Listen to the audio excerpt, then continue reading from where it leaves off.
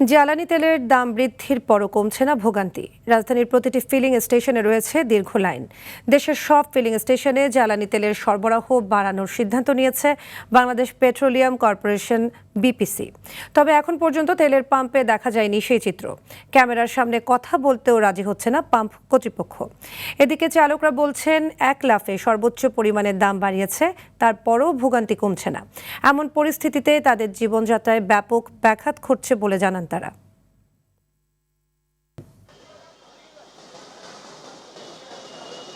দাম বাড়ছে, কোনো ভোগান্তি কমে নাই।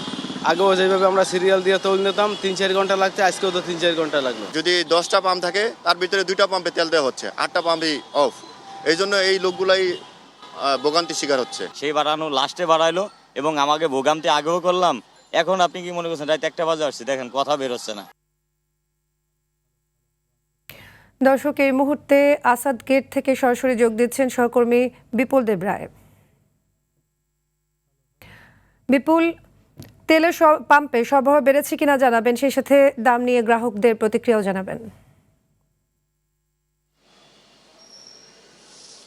সাদিয়া, সরকারের পক্ষ থেকে বলা হলেও যে সরবরাহটা বৃদ্ধি করা হবে, বিশেষ করে ডিজেল এবং পেট্রোলের দিকে 10% এবং অকটেনের ক্ষেত্রে 20% বাড়ানোর কথা রয়েছে দাম বৃদ্ধির পর থেকে। কিন্তু সেই চিত্র একেবারে নেই বললেই বলা যায়। কারণ হচ্ছে আমরা যে পেট্রোল পাম্পগুলোতে বা ফিলিং স্টেশনগুলোতে আছি, সেখানে আপনাকে ক্যামেরার চোখে যদি দেখানোর চেষ্টা করি যে বিশেষ করে যে আসাদ গেটের তালুকদার ফিলিং স্টেশনটি এখনও বন্ধ রয়েছে। অর্থাৎ এখানে তেল নেই। তেল না থাকার কারণে কিন্তু তারা সেই গ্রাহকদের তেল দিতে পারছে না এবং তারা যারা এখানে কর্মকর্তা কর্মচারী রয়েছে খুব নিরলস, একেবারে বলা যাচ্ছে অলস সময় কাটাচ্ছেন এবং আমরা দেখতে পাচ্ছি কেউ খেলাধুলায় ব্যস্ত আছে এবং কেউ বসে আছে।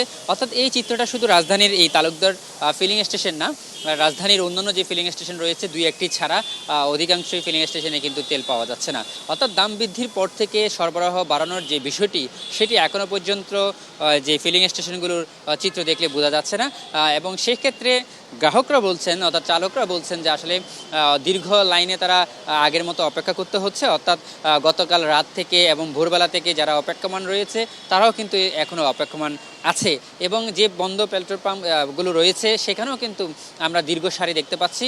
বিশেষ করে এই পাম্প থেকে এই পাম্পের যে লাইনটি ইতিমধ্যে পুরাতন বাণিজ্য মেলার মাঠ যেটি আছে সেটি কিন্তু পার হয়ে গেছে।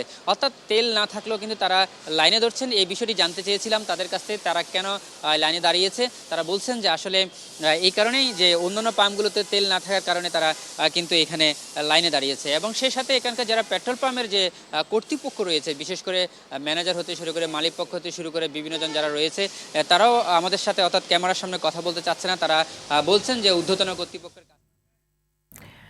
ধন্যবাদ বিপুল।